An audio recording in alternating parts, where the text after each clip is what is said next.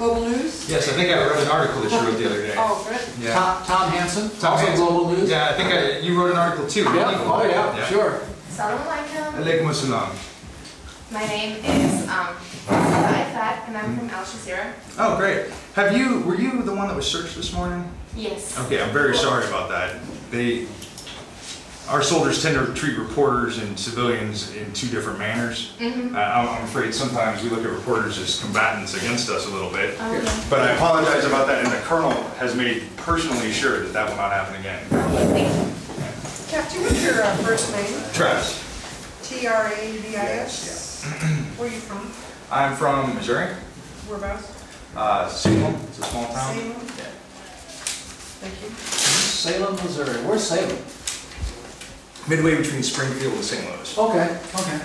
So, what did the doctor want during the The doctor was very concerned about the needs of his hospital in Tisa. Can you be a little more specific? Well, he had some long-term desires, some projects that he's going to get back to me on, and he had a short-term desire of about 30 beds. I didn't make any promises to him, but I said that I would try real hard to see if we can maybe get some beds into that hospital as quickly as we can. Did you get the feeling that Tom Hansen? Did you get the feeling that he was in immediate need? I mean, he had more patients than he had beds. No, I didn't get that feeling from him. I got the feeling from him that he kind of wants some hope for his people, that we're here to help and here to take care of things, and if we could get a symbolic act as quickly as possible, that might move things along in that direction. Okay. Well, and you said you didn't promise him anything, but you think you can find some beds. I hope so. I hope so. I believe that there are fund systems in place to do that. Okay. Yeah, I'm sure you guys have been around a while. You've heard of the SERP funds and the SERP projects. I think that we can do that, and I'm going to bring that up to our civil military board that we have here, our working group, tomorrow, and see if we can get those as quickly as possible. Okay. But you guys know how bureaucracy is. I mean, who knows how long things take. Sometimes too long. That's true. Sometimes too long. What did he talk to you at all about the health issues that he's handling in his hospital? Some of the health things that are going on right now in his world. No, we didn't talk at great length about that. Okay. Do you have any idea what he's dealing with? How big a hospital does he have? You know, I don't know. We really didn't get into that. I was mainly concerned with his infrastructure. He had a big conversation, a long conversation at yesterday's dinner with Colonel Schroeder, and they talked about some training issues. But then today he said that wasn't really what he needed. His most immediate need, what he told me, was the beds. Okay. So, and I assume that he has a very large hospital if he has an immediate need for 30 beds. Okay. Do you trust the doctor? Yeah, I think Dr. Polish is a trustworthy guy. Yeah, I mean, trust takes time. You got to build trust over time, but he seemed pretty open and friendly, and that goes a long way around here. How are you going to try to build that trust? To keep building that trust, well, hopefully we can have some meetings in the future, and I'm going to try as hard as I can to help deliver him something in the near term. Yeah, I understand. Well, what do you know about the Iraq culture? I know that Iraq is a very old country, and that it is full of a very complex tribal system with a lot of different demographics. I know the modern history and culture of Iraq, but there are a lot of subtle nuances in Iraq that we're still learning because we're so new here. And we're taking copious notes. We teach culture classes before we deploy, and we try to improve upon what we know and what we do when we get here. Because I have heard that you have a reputation of touching Iraqi women. Well, and I was just wondering if you know what that means. Yes, I do know what that means. Absolutely. And that was a very big faux pas on my part, and I will not repeat that in the future. So do you know how this can end? Yes, I know how this can affect things, but then I also know that Iraqis view professional women that work in a capacity like translators a little differently than they do their mother in the back room of the house. Would you agree with that? Well, it all depends, right? Yeah, it sure does. Yeah. You piqued my interest. I need to hear some more about this story. Oh, last night I was trying to control some translators, and I leaned over him and touched him on the shoulder. Okay.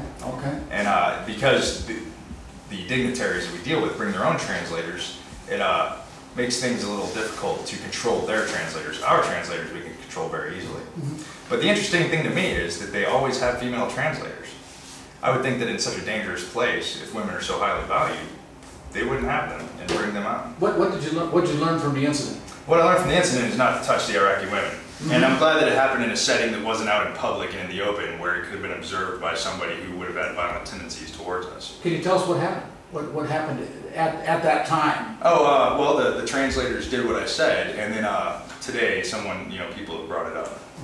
Okay. What do you control a translator? That makes me... A technique that I've learned for handling a large group of Iraqis is that if they're having an argument, or if they're having a disagreement, this tends to make, especially a military meeting, a little interesting. We're not used to this in America. America, especially the military, has a very regimented way of doing things. So a technique that I've learned is if you can tell the translators to stop translating during an argument, the person who's being upset will be quiet eventually because they know their argument isn't being heard. The problem is whenever the translator doesn't belong to you, they can yell at you and continue. So the translating women were having arguments? No. They were voicing the angry voice of the people they were working for, but they did listen to me, and that was very, very helpful in the order of the meeting. Well, I guess go ahead, John. Well, I'm trying to picture exactly how this faux pas, as you so glibly say, it seems very potentially dangerous to the women? Yes, it is. Yes, and I understand that it is. Well, you said before you know how it can end. Yeah. And I was asking you, so how can it end? But you didn't give me an answer. Well, I know that sometimes a faux pas of that magnitude can end with the woman's death. Mm-hmm. However, I also know that a woman working in a professional capacity probably isn't in any danger of that, because her family's allowed her to pursue employment in a professional capacity. You think that's true, or you? I'm pretty sure from my experiences in the Middle East for many years that is true. What if so do you know that a soldier can be killed? In revenge, you mean? Yes. Absolutely, and that's why I said that I'm glad that it happened in a smaller setting and not out in the open where it was observed by someone with violent tendencies. So do you think that can happen again, that you just touch? No, I don't think that will happen again, no. Are you an aggressive person? How do I know? Mm-hmm. Because I'm not going to do it. If enough people have brought it to my attention, I won't repeat that mistake. We try to pride ourselves on not making the same mistake twice around here. Mm-hmm. That doesn't mean we don't make mistakes, because we do, but we try not to make the same mistake twice. You've been here before. I've been in several places before, yes, sir. Has this kind of situation ever come upon you before? I've never been around Iraqi women before, to be honest with you, sir. I've mainly kept myself around the men. Okay. In a training capacity or in a fighting capacity. So are you scared of the woman? Sure, women are a little intimidating to every guy, I think. But no, I'm not scared of women. Are you scared of the family? Yeah, I'm scared that because if I'm supposed to be the cultural advisor to the unit and I'm making these sorts of mistakes, I'm wondering what kind of mistakes the soldiers and the rank and file are making. But it's something that'll be put out and dealt with. How are you going to take this experience and make sure that others know, maybe even at your expense, not to do this? Oh, I'm going to put it out in a briefing to everyone in the unit. Good. And I'm going to, I teach cultural classes to the unit, and I'm going to make sure that they're well aware of this incident. Mm-hmm. I have no problem exhibiting my mistakes for the world so people can learn from them. It seems like that's very appropriate action on your part at this point. Yeah, I think so too. So, did you apologize? I haven't seen the translators. Actually, correction, I did see one of the translators tonight, and I didn't think to, but I will in the future. You should do that soon. Okay. Tell us what you plan for the year. How are you going to make this country better in your way? What can you do? All I can do You is, and this unit. I really can't speak for the unit. We definitely have a message that there's no future in terrorism, and now's the time to build and not destroy. And we really are interested in all sorts of civil military projects that can help improve quality of life in the Iraqis.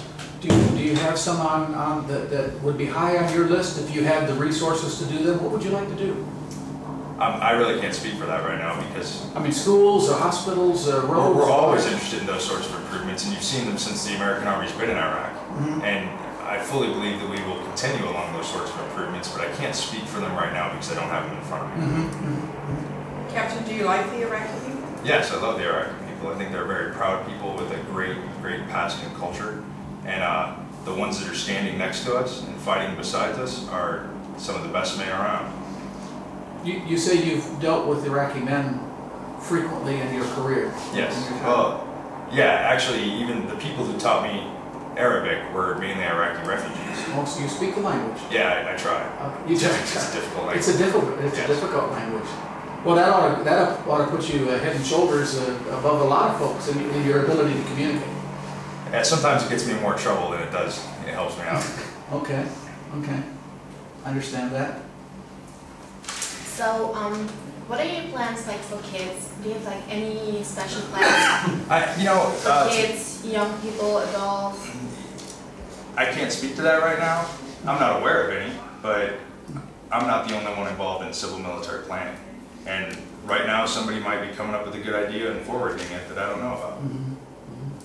You'd sooner or later hear about it. Yes, I would. Yes, I would.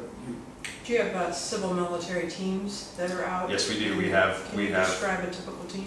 I'm not at liberty to describe the makeup of the organization of the team, but I can tell you that there are teams out there that are right now assessing and trying to find quick improvements for the Iraqi people. Are the resources available to do that? That you know of? I mean, if you came up with a project that one of your civil military teams said, boy, we really need to do this. Within the brigade and within the division, are resources there for that? There are some resources. I can't tell you. You talked about amounts. a couple of programs. There's a project called SERP. Yeah. It's been around since the beginning of the war, and it's designed to help commanders quickly deal with projects. But I don't know the amounts, and we're just now learning the process, so I really can't speak a whole lot about it. Is that an acronym? Yeah, SERP is an acronym. It stands for Commander's Emergency Response Program. Okay. CERP, SERP. But this is a valuable tool that we can use to improve the quality of life for Iraqis. Yeah. But there are a lot of legalities that we're learning and we have to work through. And it's going to take some time. Yes, it is. But we have an entire task force dedicated mainly to that. Okay. So how long have you been here? I've been here about 2 weeks. So what are your first impressions? Like when you walk through the streets or if you're driving around, what are your first impressions? I see a people that are anxious to get on with their lives and that want to rebuild. And in talking to some people, I see people who are fed up with the insurgency. Okay. And we want to help all those people in any way we can. What's it going to do? What's it going to take? What's it going to take to stop the fighting? It's going to take time and understanding. Do we have enough time or enough understanding? Inshallah. Yeah. God wills, yeah, we have enough time and understanding. We're working on the understanding part, and we've got a year. Okay. Well, I wish you luck. Thank you, I sir. wish you luck, Captain. And thank you for continuing to bring things to my attention. And I'll see you guys out. Best of luck to you. Best of luck to you. Take care, sir.